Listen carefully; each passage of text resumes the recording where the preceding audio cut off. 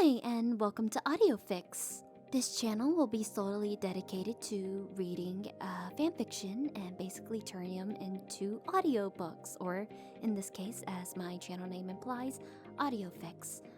If this seems to do well, I will take requests in the future for fandoms. I'm seeing more anime than anything, but I'm pretty sure a lot of the big ships and things that people read, I have most likely seen, read, or watched. So now that that's out of the way, let's continue on with the first reading of the channel, which will be a TodoDeku fic from the My Hero Academia fandom, Touching Hearts, written by Shenanigans1207. Touching Hearts, a My Hero Academia fanfiction, written by Shenanigans1207. Pairing, Midoriya Izuku and Todoroki Shoto. Words, 8,425. Chapters 1. Summary.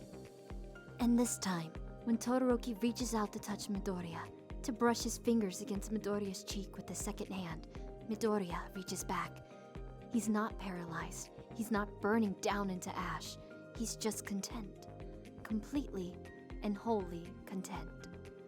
Or, the 5 times Todoroki touches Midoriya, and the 1 time Midoriya touches Todoroki. 1.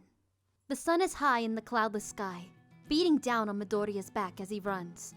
He used to run around the city, bobbing and weaving through the people out and about on the sidewalk, but after the League of Villains attacked UA, they were prohibited from leaving campus unsupervised. It was fine in the grand scheme of things. It just meant that Midoriya had to take multiple laps around campus to equal the same distance, which, really, was no burden at all. Except on days like today. Because today, every time Midoriya lapped near the dorms, he was treated with the sight of Todoroki out on the front lawn, a simple t-shirt with his dark jeans. Todoroki was training, too, working on more precision control of both his flames and his ice. He'd grown a lot and developed his quirk a lot, and it definitely showed. It seemed like he had made progress every time Midoriya passed by, and honestly, Midoriya wouldn't put that past him. He was incredibly talented and highly skilled. If anyone could progress in literal minutes, it was Todoroki. Midoriya tried his best to convince himself that this was the reason he stared every time he went by. He tried to tell himself it was because he was interested in Todoroki's quirk, interested in his progression. Which, to be fair, wasn't strictly a lie. He was interested in Todoroki's quirk, and he loved watching his progression. It made a bud of pride bloom deep in his chest, petals fanning out and filling all the gaps. But he was also interested in Todoroki. With the dorms coming into view again, Midoriya forced his eyes forward and steeled his will against what he knew would be waiting for him. He couldn't keep staring. Todoroki hadn't noticed, yet, and Midoriya wanted to keep it that way. He'd been doing a relatively good job of keeping his feelings under wraps, but this was like torture. It was like he was being tested, and he was pretty certain that up until this point, he'd been failing miserably. So, he took steady, even breaths. He focused on the feeling of one for all deep in his gut, on the way it threaded through his entire body. That was the real purpose of his running, anyways. To work on maintaining a steady and even percentage of one for all while in action. He stared steadfastly at the sidewalk in front of him as he rounded the corner and came upon the dorms again. Breathe in, breathe out. Don't look to his right, don't look to his right, don't look. A flash of flames drew his attention, and Midoriya couldn't stop himself from turning, looking at Todoroki as he stood on the lawn, left arm completely aflame. His hair billowed in the slight wind being created by his heat, and there was a pleased smile on his face. If Midoriya had been harboring any hope that he'd make it by this lap without staring, it all went out the window right then and there. Because Todoroki was beautiful. He was standing there in casual clothes, the sun bathing him in saturated rays of light that nearly made him glow like an angel, soft smile on his face. It simply wouldn't be fair to ask Midoriya not to stare. It wouldn't be fair to ask anyone not to stare. And so, Midoriya did. He couldn't take his eyes off Todoroki as he continued to run, committing the sight of him to memory. It wasn't often that Midoriya got to see Todoroki smile so openly like that, especially when he was on his own. and it still wasn't often that Midoriya got to see him use his flames. These thoughts were swirling around in Midoriya's head as he continued to stare. He took a few more steps before Todoroki looked up, his eyes snagging on Midoriya immediately. Their gazes locked, and Todoroki's smile didn't falter in the slightest. In fact, he held his burning arm up a little higher to show Midoriya, the look of pride melting into every aspect of his face. Midoriya opened his mouth to say something, to proclaim his own pride at Todoroki. He was just forming the words on the tip of his tongue, and then, suddenly, he was tumbling, heading for the ground at an alarming rate. The ground was hard and unforgiving, and Midoriya could feel the wind being knocked right out of him. He slid a few feet before finally stopping, arms splayed out in front of him, cheek flat on the ground and legs in a weird tangle behind him. It took a long moment for him to pull himself back together, blinking against the bright light of the sun and trying to remember how to move his body. A shadow appeared over him moments later. "Are you all right?" It didn't take more than a moment for Midoriya's mind to come crashing back down as he registered Todoroki crouching down next to him, eyebrows knitted together in worry. "Yeah!" Midoriya rushed to say, trying to figure out his legs and push himself into a sitting position. "I'm totally fine, just clumsy, that's all." Finally, his body cooperated and he was able to shove his legs underneath him, pushing himself into a half crouch so he was even with Todoroki. Todoroki didn't back away, simply stayed in his spot and watched. And then, when Midoriya was crouching and steady, he reached a hand out to gently cup Midoriya's chin, and every single thought in Midoriya's head left in one quick rush. He found himself utterly frozen as Todoroki moved his face gently, tilting it to the side so he could inspect the cheek Midoriya had fallen onto. "You're cut," he said simply, reaching his other hand out to gently press along Midoriya's cheek. Honestly, Midoriya couldn't feel the cut at all. He couldn't feel any pain from falling. The only things he could feel were the warmth that was Todoroki's body so close to his, and the absolute electricity where they were touching. Midoriya watched out of the corner of his wide eyes as Todoroki leaned even closer, inspecting the cut. His fingers trailed gently down Midoriya's cheek, along his jawline, and then finally settled on his shoulder. Midoriya wasn't sure when, but at some point he'd definitely forgotten how to breathe. "It's really fine," he finally managed to squeak out when Todoroki let go of his chin. "I'll just head inside and wash it. I'm sure it'll be good as new." Todoroki seemed to consider this for a moment before nodding his head. He stood up, reaching down and snagging Midoriya's hand, hauling him to his feet, too. Midoriya felt like his entire arm was on fire, the feeling seeping deep into his bones, settling in the depth of his gut. "Be more careful next time," Todoroki said, but there was no real bite to it, just a small undertone of concern. "Right!" Midoriya agreed immediately, missing the warmth of Todoroki the moment their hands disconnected.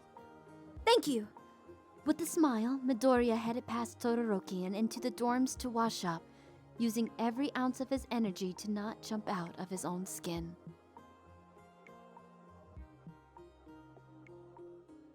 2. Midoriya's breathing is labored as he lands on the ground in a crouch. His legs are shaking underneath him, and he knows that his body is starting to reach its limit. Starting to reach it, not at it.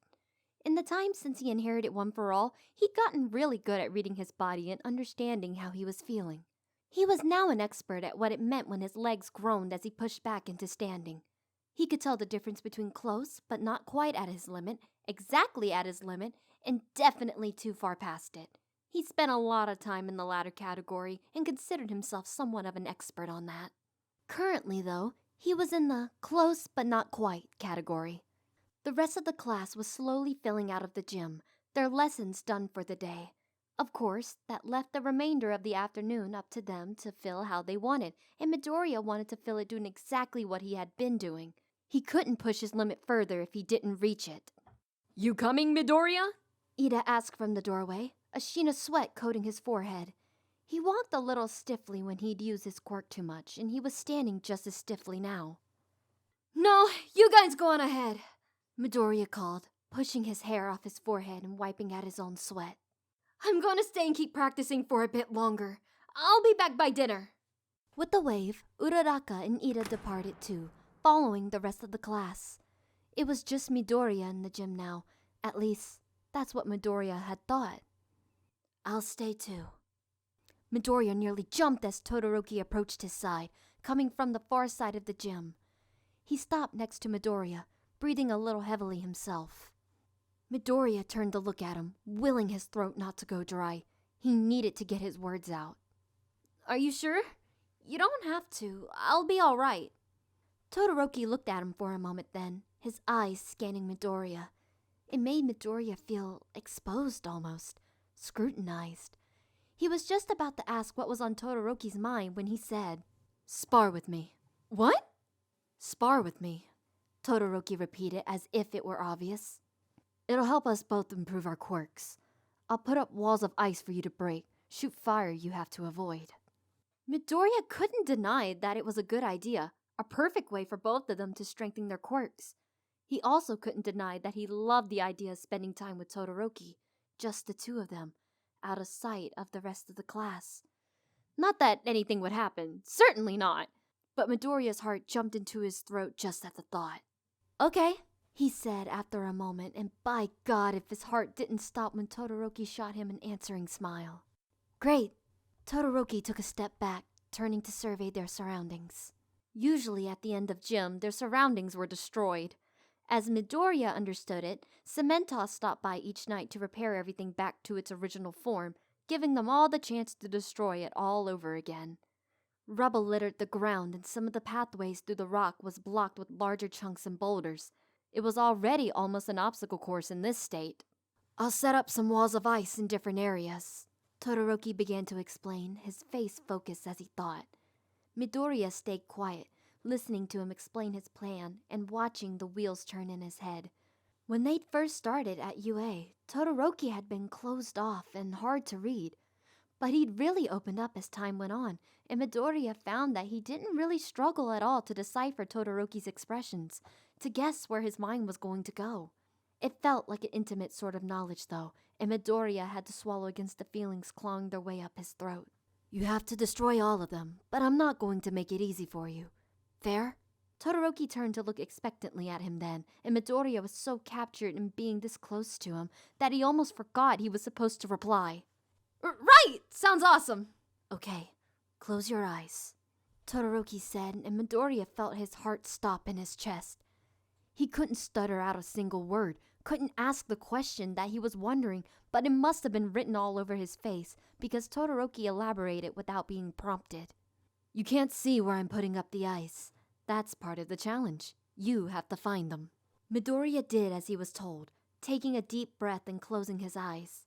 He used a few moments to try and slow his heartbeat to steady his legs underneath him. If he were going to pull out one for all, he needed to be focused. His body was close enough to his limit that he had to monitor himself carefully.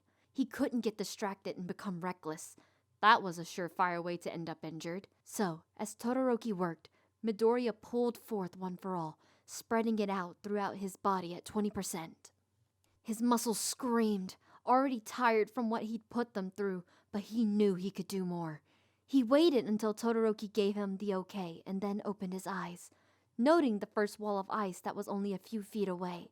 Todoroki had raised himself up on a platform of ice too, giving him a better view of the entire gym and making it so he'd be able to attack Midoriya from anywhere. There was a zing down Midoriya's spine as he looked up at Todoroki, his fire licking at his fingertips, making his eyes dance in the light. They lock eyes and Midoriya can see the friendly challenge in his gaze. It makes his blood fizzle in his veins, and just like a shot, he's off. He doesn't go for the wall of ice right in front of him because that's too easy of a target. No doubt Todoroki would be able to get him from there if he started off like that. Instead, he takes off, dodging fireballs as he makes his way between two of the tallest rocks in the room.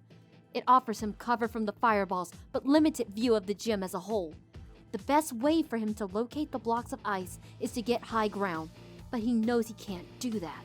With Todoroki up on his own pillar of ice, Midoriya would just be a sitting duck. He continues down the aisle between the two rocks until he comes out the other side. He can see two of the ice blocks immediately and he takes off towards one. The fireballs resume almost instantaneously, and Midoriya has to use the rocks to help him bound around and dodge. Switching his trajectory mid-air was something Midoriya had always had a relatively strong grasp on, but it was such an integral part of his fighting style that he was happy to continue practicing it.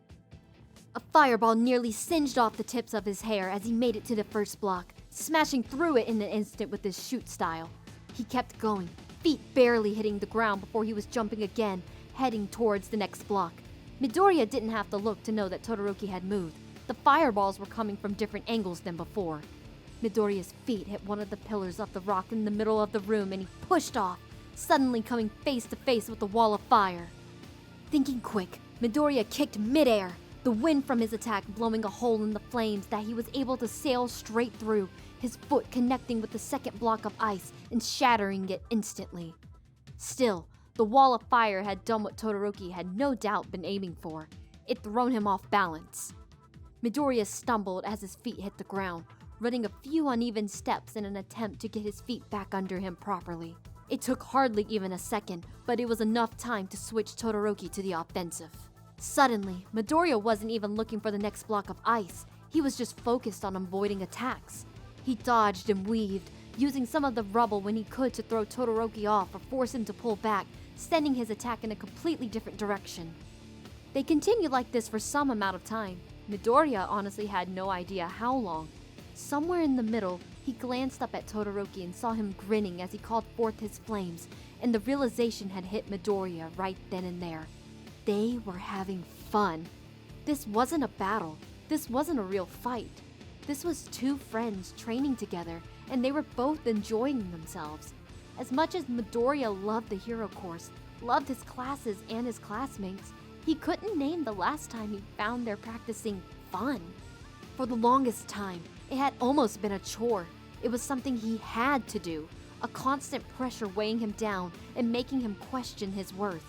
It was always something he had to think about, constantly in his own head. But this, with Todoroki, he wasn't even paying that much attention to maintaining an even balance of one for all, though a quick mental check told him that he was actually doing an exceptional job of it. Instead of focusing on any of the normal things Midoriya found himself thinking about, he found it all replaced with a rush of adrenaline through his veins and a seed of happiness planting roots into his heart. Finally, Midoriya found the last block of ice and nearly collapsed on the other side of it once he'd broken through. Todoroki came down from his ice pillar right after, his own feet hitting the ground and nearly giving out on him. Even with the few feet of distance between them, Midoriya could hear his breathing. "That was..." Todoroki started to say. Midoriya looked up at him, bright eyes and a wide smile, unable to contain the feelings in his heart. "Fun!" he finished for Todoroki, feeling like he was bursting at the seams with happiness. "That was so much fun!" Todoroki took a few shaky steps until he was next to Midoriya, dropping down to sit with him on the ground. They both leaned their backs against the chunk of ice behind them, Todoroki drawing his knees up and propping his forearms over them. "Yeah," Todoroki agreed after a moment, the smile audible in his voice. "That really was a lot of fun." Silence fell around the two of them then, only broken by their ragged breathing, but it wasn't uncomfortable in the least. If anything, it was the most comfortable Midoriya had felt in a long time. It was the first time in maybe ever that he'd been able to use his quirk and not worry about everyone scrutinizing him, watching and judging his every move. He didn't feel self-conscious, didn't feel worried. He felt, for once, like he was just Midoriya. He turned to express some semblance of this to Todoroki, though he wasn't really sure how he'd word the idea. In the end, it didn't matter. The moment he turned to Todoroki, only to find out that Todoroki was already looking at him, happiness in his eyes and at the corners of his lips still tilted up a little. The words shriveled and died on his tongue. As if that weren't enough, Todoroki reached a hand up almost absently, threading it through the hair alongside of Midoriya's head. If Midoriya didn't know better, he would think that Todoroki was using his fire quirk because he suddenly felt like he was being burned to the ground, only to rise up from the ashes and live this moment again and again and again. Todoroki's hand was gentle and swift as it moved through Midoriya's hair before he pulled it back and held it out open between the two of them. "You had ice in your hair," he explained, glancing down to his hand. Midoriya followed his gaze to find exactly what he'd said. Little shards of ice sitting delicately in the palm of his hand. It made sense. Midoriya had crashed through nearly 10 walls of ice. He probably had a lot of crystals littering his hero costume and tangled in his hair. Still, he couldn't help but be a little disappointed. "Oh," he said after a moment. "Thanks." Todoroki shrugged, his gaze straying back up to Midoriya. "It was my fault they were there," he said, but there was a look on his face that made Midoriya feel like he wanted to say more. "The least I could do is remove them." The silence settled for only a moment again before Todoroki finally stood up, extending a hand down to Midoriya. It reminded him instantly of the other day when Todoroki had hauled him to his feet after his epic faceplant. At least today he hadn't made a total fool of himself. He reached up and grasped the outward hand, allowing himself to be pulled up. His legs took a moment to solidify under him, and he leaned into Todoroki's hand in the meantime, noting the way that Todoroki didn't even try to pull away until he was certain that Midoriya was steady. Slowly they made their way towards the entrance of the gym, walking close enough that they bumped shoulders occasionally. By the time they exited the building, the sun was setting below the horizon, painting the sky in a beautiful array of yellows and oranges and giving the world a soft, hazy glow. "We should do that again sometime," Midoriya said, glancing to his left as they walked. Todoroki had his head tipped back, looking up at the sky above them. His hair fell away from his face, and Midoriya was struck once again with the only word he could think of to even come close to accurately describe Todoroki. Beautiful. Yeah. Todoroki tipped his head to the side so he could look back at Midoriya, and he looked at peace. The sky glowed behind him, and Midoriya wanted nothing more than to be close to Todoroki in whatever way he could be. He knew with absolute certainty that in that moment, though he had other moments of similar clarity, that he would do almost anything for the boy standing next to him. He'd give Todoroki the entire world if he had to, because that was the least that he deserved. "I'd really like it if we did." They bumped shoulders again, and this time it was no accident. Midoriya smiled, leaning back into Todoroki as they finished the rest of their walk to the dorms like that, connected from shoulder to elbow.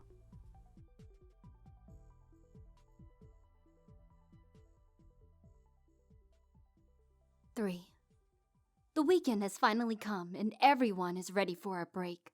Aizawa has been running them ragged all week. Extra assignments, extra time in the gym, just extra everything. Even Midoriya, who was notoriously good at studying, was having a hard time keeping up with it all. Finally, though, Friday had come, and Aizawa had granted them a weekend with little assignments to spend their time on. So, the class had decided that the first thing they were going to do to celebrate their freedom was to have a movie night.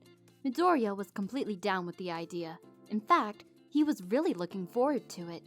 His classmates had become like a second family to him, or really even extensions of his first family since all he really had was his mom. He liked spending time with them, liked laughing, joking, and teasing each other.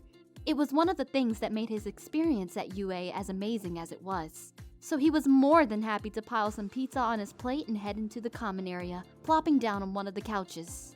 They had rearranged all of the furniture so 2 couches and 2 chairs each faced the TV. From there, they'd all gone to their rooms and dragged down whatever blankets and pillows they could spare, laying them out on the ground in front of the couches for the majority of the class to lay on. Everyone was slowly settling in. Todoroki on Midoriya's right, Ida on his left. Kirishima, Bakugo, and Kaminari took the other couch, leaving Yaomomo and Uraraka to take the chairs. The rest of them were piling in on the pillows and blankets, shifting until they were comfortable. "We're not watching The Shining!" Bakugo was yelling from his spot on the couch, swiping for the disc Kirishima was holding in his hands. Kirishima laughed, dodging his hand easily and leaning forward to pass it over to Jiro. "Come on, Bakugo! It was popular vote!" Bakugo slumped back in his seat, grumbling something about how the rest of 1A had terrible movie tastes and snagging a piece of pizza off Kirishima's plate. "Did you vote for this?"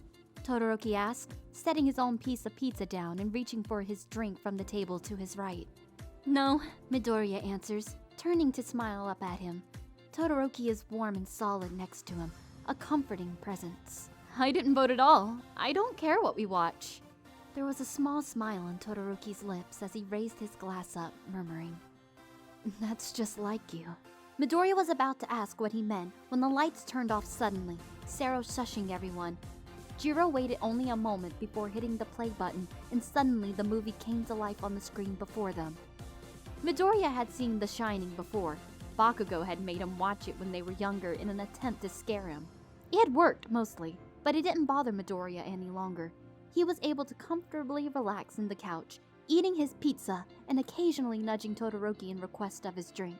Todoroki understood every time, diligently handing his cup over and then waiting patiently for him to finish drinking so he could return it to its spot.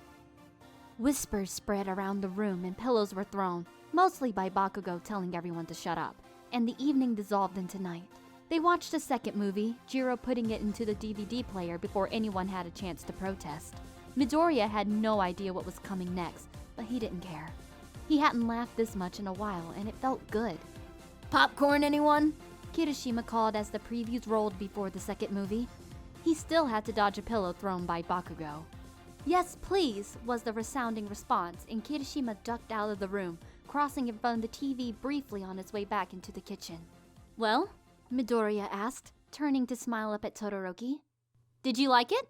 "How do you know I've never seen it before?" Todoroki countered, but there was a glint in his eye that made Midoriya feel warm all the way to his core. We talked about it once. Midoriya answers easily, hoping it doesn't seem strange that he paid that close attention to the things Todoroki has told him. In truth, he tucks away everything Todoroki tells him, creating an archive of facts about him. Midoriya enjoys learning more about him and will happily and willingly listen to any story Todoroki ever wants to tell him. I told you the story about Kachan and how he tried to scare me with it, And you mentioned that you'd never seen it. For a moment, Todoroki's eyes were wide, surprised, and then he ducked his head, turning his face away. It didn't do anything to hide the blush Midoriya could see blooming across his cheeks now that their eyes were adjusted to the dark. "Yeah," Todoroki replied after a moment, his voice a little tight. "I did enjoy it." Will you two shut up? Bakugo leaned forward from his couch, lobbing a pillow across the short distance and pegging Midoriya in the side of the head. Midoriya caught the pillow as it fell, shooting a sheepish look over at Bakugo. If Bakugo had noticed them, surely the others had too. Midoriya hoped he wasn't being too obvious. "Who keeps giving him pillows?" Todoroki mumbled, and Midoriya couldn't stop the laugh that burst forth at the comment. He felt warm all the way down to the tips of his toes. As his laugh died down, he realized, not for the first time lately, how much he simply enjoyed Todoroki's company and how happy he was whenever they were together. Midoriya pulled the pillow close to his chest, wrapping his arms around it and settling into the couch a little deeper. And if settling into the couch meant that he leaned a little bit closer to Todoroki, well, there was no harm in that, right? It took a moment for Bakugo to begrudgingly settle back into his seat, but the weight on Midoriya's shoulders didn't lessen much once Bakugo had returned to ignoring him. Midoriya could feel Todoroki's gaze on him, so he kept his own eyes focused on the TV as the title screen of the new movie finally flashed across. He was worried, briefly, that Todoroki would pull away. He shifted, and Midoriya thought it was happening, readying himself to pull away abruptly if he didn't need to. In the end, he didn't need to. Todoroki was only shifting so he'd be able to fit his left arm up, draping it along the back of the couch. Once he'd gotten it situated along the cushions, he stopped moving, and Midoriya tried to return his attention back to the movie. He couldn't, of course. Not with Todoroki's arm right there. Not with the fact that he felt like he was under it, almost wrapped up in it. So close. And then, when Todoroki did shift his arm off the back of the couch and onto Midoriya's shoulders directly, it took everything in Midoriya not to combust on the spot. He was certain his face was completely red, and the rest of the room could probably hear his beating heart over the audio of the movie. He felt like his heart was running a marathon in his chest, but he loved it. He loved the weight of Todoroki's arm, loved the way it drew him a little bit closer to Todoroki's side. He loved every single thing about this moment, and wouldn't change a single aspect. Not even when Kirishima finally came back, spotting the two of them from across the room. He shot Midoriya a grin and a wink as he doled out the popcorn, laughing a little as Midoriya somehow, impossibly, turned an even darker shade of red. 4. Somehow, and Midoriya honestly couldn't remember how, he'd been challenged by Ida to a race. Someone somewhere along the line had raised the question of who would be faster, and Ida was confident in his ability. Honestly, as it stood, Midoriya assumed Ida would win too. But when he eventually gained control over 100% of One For All, he thought he'd at least have a chance. Still, he'd accept the challenge, and the whole class had taken to the front lawn of the school during their lunch break. Bets were being made, and people were dividing up into two groups depending on who they thought would win, and Midoriya was surprised to see both Todoroki and Bakugo on his side. Kaminari was explaining the course they had selected, and Jiro was waiting at the makeshift finish line, one earphone jack into the ground, ready to call the winner if it were close. Go easy on me, Midoriya teased as Kaminari stepped off to the side finally. Ida whacked him on the shoulder fondly. Not a chance. Midoriya shook his head, equally fond, and took a few steps away to put some space between them. He swung his arms a few times at his side to loosen up before calling forth One For All and channeling it down into his legs and feet. The familiar lines sneaked their way around Midoriya's body, and a whisper went through the rest of the class at the sight. Ida was watching him, eyes intent, but Midoriya just shot him a smile. Take your marks! Kaminari yelled, and Midoriya could immediately hear the familiar sound of the engines on Ida's calves warming up.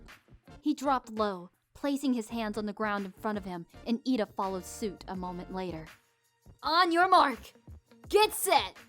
Go! Like a shot, they were both off, darting across the line, to the sidewalk and curving around towards the finish line. They followed the path in front of them, arms pumping at their sides. For the majority of the time, they were neck and neck, right by each other's sides. It wasn't until Jiro and the finish line came into sight that Midoriya managed to pull slightly ahead. He crossed the finish line less than a second before Ida, but it was enough to claim him the victory. Jiro yelled to the others about his win, and his half of the crowd erupted into cheers, clapping each other on the shoulders and collecting on their bets. Midoriya doubled over, propping his hand on his knees and dropping his head low in an attempt to get his breath back. Great race, Ida congratulated, and he sounded out of breath too. Midoriya smiled up at him, happy to see that Ida didn't look the least bit put out by his loss. If anything, he looked more determined than ever. Yeah, Midoriya panted in agreement. It really was. Finally, Midoriya stood back up, his breath still a little short, and fell into step next to Ida as they headed back to the rest of their class. You really are something, Ida said fondly. I never get sick of seeing what you can do with your quirk. Thanks, Midoriya nudged him. You were amazing too. Probably just luck that I won. Waving off his comment with a slight roll of the eyes, Ida pressed away from Midoriya and headed back to join up with Uraraka.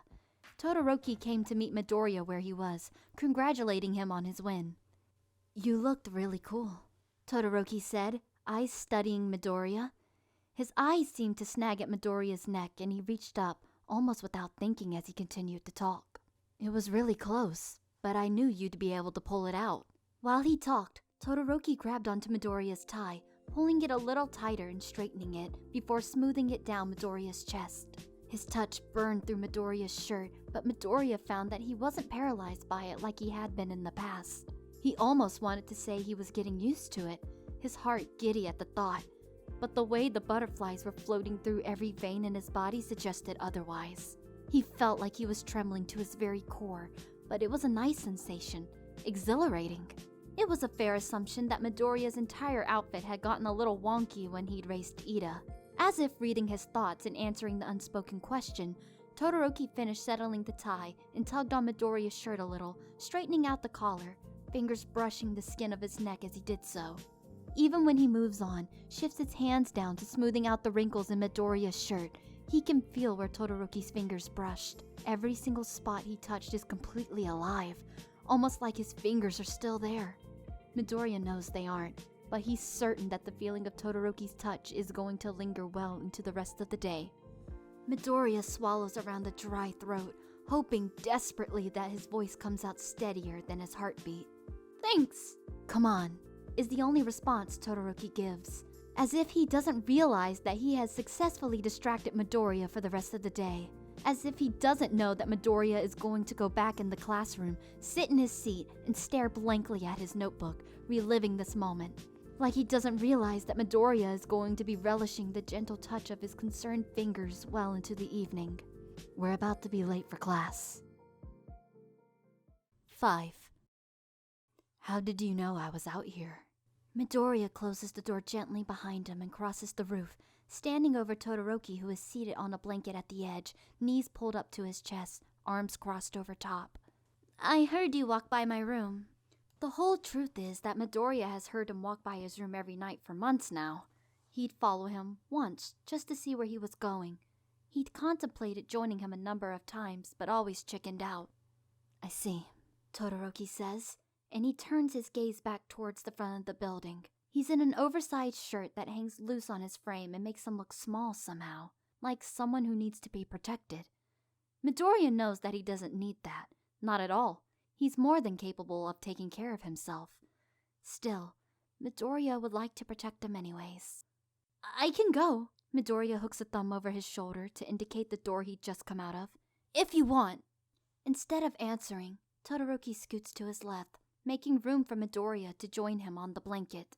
Taking his cue, Midoriya discards his shoes and steps carefully on, sinking down and crossing his legs, hands wrapping around his ankles to make him feel a little steadier. The blanket isn't big, and their legs and arms are both brushing, but Midoriya doesn't mind.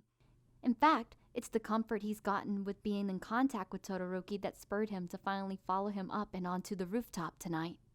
They don't talk, not at first. Instead, they sit silently, staring up at the stars. There aren't too many of them visible because UA has plenty of lights all over campus as part of their security measures, and those drown out a lot of the sky. But there are a few stubborn ones, twinkling away despite that, winking down at them from above. The summer air is warm, kissing their cheeks and settling comfortably on their shoulders. They don't talk, and Midoriya is fine like that.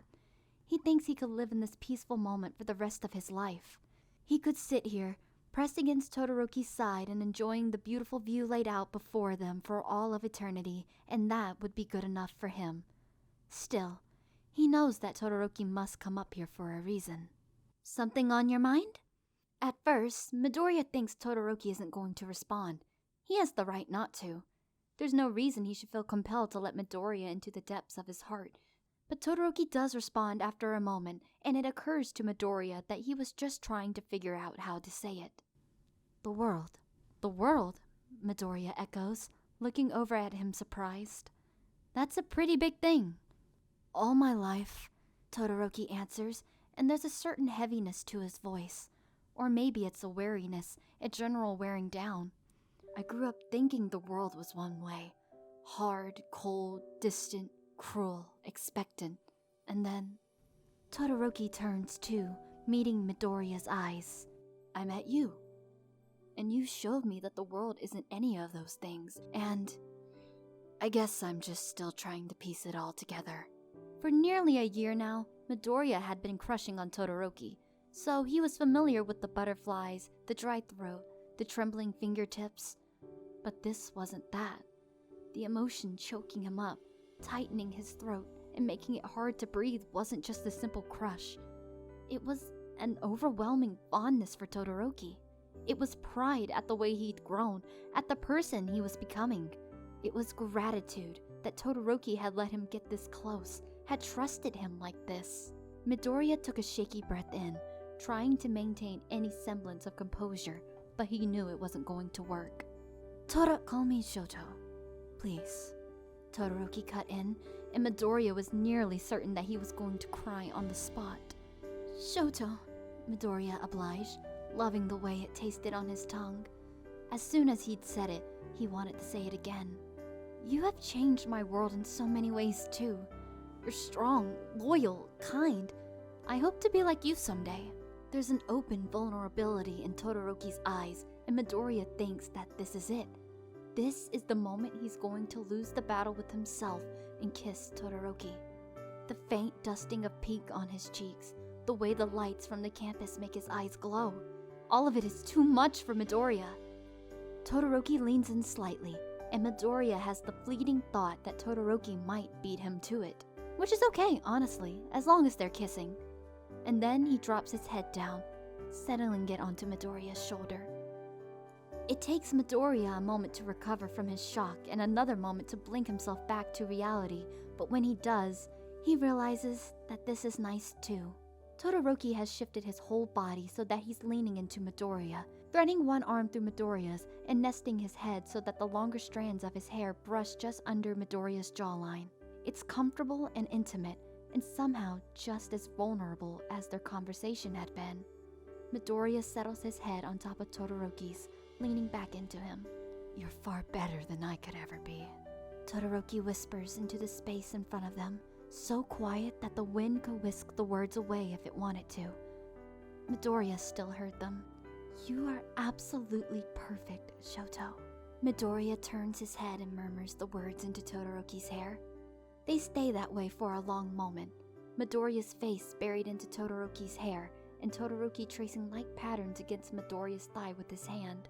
They can faintly hear the sounds of the city in front of them, but they're faint, like a low hum, lulling them both towards sleep. "Izuku," Todoroki says after a moment, pausing to make sure he hasn't crossed the line. Midoriya hums in response, pressing a little closer. "Thank you." There isn't really anything Midoriya can say back to that. Isn't any way for him to properly articulate what he's feeling. Instead, he simply drops a kiss onto the top of Todoroki's head, feeling the way his arm tightens in response and nestles back in. Content to stay out all night if that's what Todoroki wants. No punishment Aizawa gave could ever make Midoriya give up this moment. +1. From the night of their stargazing on, Midoriya's crush becomes nearly unbearable. He can't even look at Todoroki without feeling the press of his body, the softness of his hair, the quiet intimacy of his voice.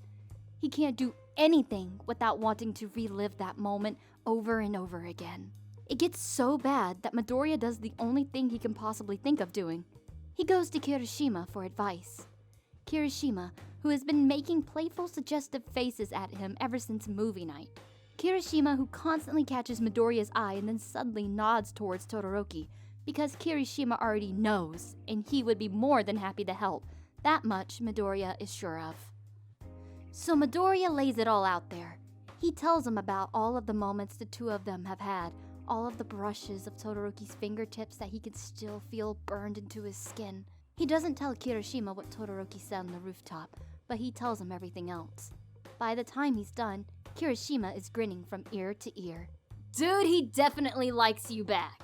Kirishima reaches out to grab Midoriya by the shoulders in earnest, his excitement palpable.